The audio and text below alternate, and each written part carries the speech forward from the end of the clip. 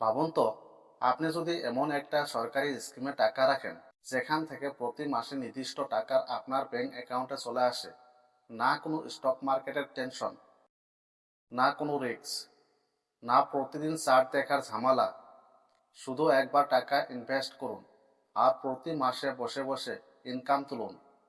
কিন্তু ভারত সরকারের পোস্ট অফিসে এমনই একটা স্কিম আছে, post office monthly income scheme, যাক MIS বলে কোয়া হয়। আজকের ভিডিওতে আমরা জানব MIS স্কিম কি, কত টাকা ইনভেস্ট করলে মাসে কত ইনকাম হবে, 7.4% থেকে কিভাবে 8.8% রিটার্ন পাওয়া যায়, টাকা কি নিরাপদ, 5 বছর আগে টাকা তুললে কি হবে, আর কারা এই স্কিমে ইনভেস্ট করা উচিত। ভিডিওটা শেষ পর্যন্ত দেখুন, কারণ শেষে আমি এমন একটা সরকারি জোগাড় বলবো যেটা ব্যবহার করে আপনি আপনার রিটার্ন আরও বাড়াতে পারবেন। প্রথমে জানবো MIS কি। MIS হচ্ছে মান্থলি ইনকাম স্কিম। এটা ভারত সরকারের পোস্ট অফিসের একটি স্কিম। এই স্কিমে আপনি একবার টাকা জমা করবেন আর পোস্ট অফিস প্রতি মাসে আপনাকে সুদ দেবে। মানে এটা এমন একটা ইনভেস্টমেন্ট যেখানে আপনার টাকা নিরাপত্তা থাকবে আর প্রতি মাসে ইনকামও আসবে। কত দিনের জন্য টাকা রাখতে হবে? MIS স্কিমের সময়কাল হলো 5 বছর। মানে আপনি আজ টাকা জমা করলে পরবর্তী 5 বছর প্রতি মাসে সুদ পাবেন। আর 5 বছর শেষে আপনার আসল টাকা পুরো ফেরত পাবেন। এখানে টাকা কতটা সেফ হয়, এটাই এই স্কিমের সবচেয়ে বড় সুবিধা। কারণ এটা পোস্ট অফিসের স্কিম, মানে গভর্নমেন্ট ব্যাকড।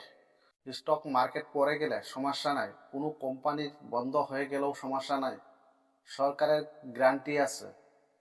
যারা রিস্ক নিতে চান না তাদের জন্য এটা দারুণ অপশন। এখানে কত টাকা ইনভেস্ট করা যায়?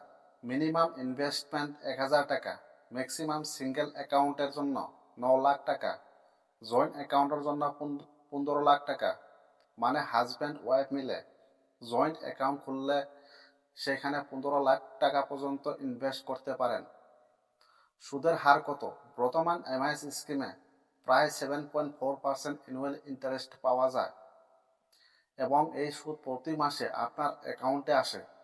এখানে মাসে কত টাকা ইনকাম করা সম্ভব? চলুন সহজভাবে বুঝি। যদি আপনি 1 লাখ টাকা ইনভেস্ট করেন তাহলে প্রতি মাসে প্রায় 617 টাকা পাবেন। 5 লাখ টাকা ইনভেস্ট করলে প্রতি মাসে প্রায় 3083 টাকা পাবেন। আর যদি জয়েন্ট অ্যাকাউন্টে 15 লাখ টাকা ইনভেস্ট করেন তাহলে প্রতি মাসে 9250 টাকা পর্যন্ত ইনকাম হতে পারে। মানে একবার টাকা রাখুন আর প্রতি মাসে ফিক্স ইনকাম পান। এখানে 7.4% থেকে 8.8% রিটার্ন জোগাড় কিভাবে সম্ভব? এখানে আসল মজার অংশ হলো, অনেকেই MIS থেকে পাওয়া মান্থলি ইন্টারেস্ট খরচ করে ফেলে। কিন্তু স্মার্ট লোকেরা কি করে জানেন? ওই মাসিক সুদটা আবার পোস্ট অফিসে RD-তে জমা রাখে। মানে MIS থেকে টাকা এলো, RD-তে জমা দিলেন, আবার পরের মাসে এলো, আবার RD-তে জমা দিলেন। এইভাবে 5 বছর চালিয়ে গেলে আপনি ইন্টারেস্টের উপর ইন্টারেস্ট পাবেন। এটাই কম্পাউন্ড পাওয়ার। উদাহরণ, ধরুন আপনি 5 লাখ টাকা MIS-এ রেখেছেন, প্রতি মাসে প্রায় 3083 টাকা পাবেন। এই টাকা যদি খরচ না করে RD-তে জমা করেন তাহলে 5 বছর শেষে অতিরিক্ত প্রায় 34,000 টাকা পর্যন্ত এক্সট্রা লাভ হতে পারে। মানে ইফেক্টিভ রিটার্ন প্রায় 8.8%-এর কাছাকাছি চলে যাবে। এখানে কি সত্যই 14% রিটার্ন পাওয়া যায়? অনেকেই ইউটিউবার বলে MIS-এর 7.4% আর RD-এর 6.7%, তো দুটা যোগ করলে 14% অর্থাৎ 14% হয়। এটা ভুল হিসাব, কারণ RD-এর সুদ আপনার আসল টাকা উপর নয়, MIS থেকে পাওয়া ইন্টারেস্টের উপর হয়। তাই রিয়েল ইফেক্টিভ রিটার্ন প্রায় 8.8% কাছাকাছি। কিন্তু পেনাল্টি আছে।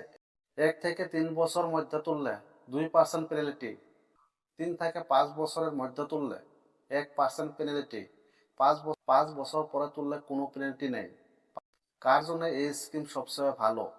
Trade pupil, parents, monthly income চাই এমন মানুষ, ফ্রিল্যান্সার্স, লো রিস্ক ইনভেস্টরস, যারা এফডির চেয়ে বেশি রিটার্ন চান, তাদের জন্য এই স্কিমটা সবচেয়ে ভালো। ইনভেস্ট করার আগে নিজেকে ফাইন্যান্সিয়ালি প্রোটেক্ট করার খুব জরুরি। যদি হেলথ ইন্স্যুরেন্স না থাকে, ইমার্জেন্সিতে আপনার ইনভেস্টমেন্ট ভাঙতে হতে পারে। তাই হেলথ ইন্স্যুরেন্স, টার্ম ইন্স্যুরেন্স এই দুটা আগে থাকা খুব দরকার। তারপর ইনভেস্টমেন্ট শুরু করুন। এখানে অ্যাকাউন্ট খুলতে কি কি লাগবে? পোস্ট অফিস এমআইএস অ্যাকাউন্ট খুলতে লাগবে Aadhaar card, PAN card, passport size photo, nominee details. আপনি যে কোনো পোস্ট অফিস ব্রাঞ্চে গিয়ে অ্যাকাউন্ট খুলতে পারেন। তো বন্ধুরা, যদি আপনি নিরাপদভাবে প্রতি মাসে ইনকাম করতে চান, তাহলে পোস্ট অফিস এমআইএস স্কিমে একটা দারুণ অপশন হতে পারে আপনার জন্য। বিশেষ করে যারা রিস্ক নিতে চান না, তাদের জন্য এটাই খুব ভালো। ভিডিওটা ভালো লাগলে লাইক করুন, চ্যানেলটি সাবস্ক্রাইব করুন, আর কমেন্ট করে জানান আপনি কি পোস্ট অফিস এমআইএসে ইনভেস্ট করবেন। ধন্যবাদ।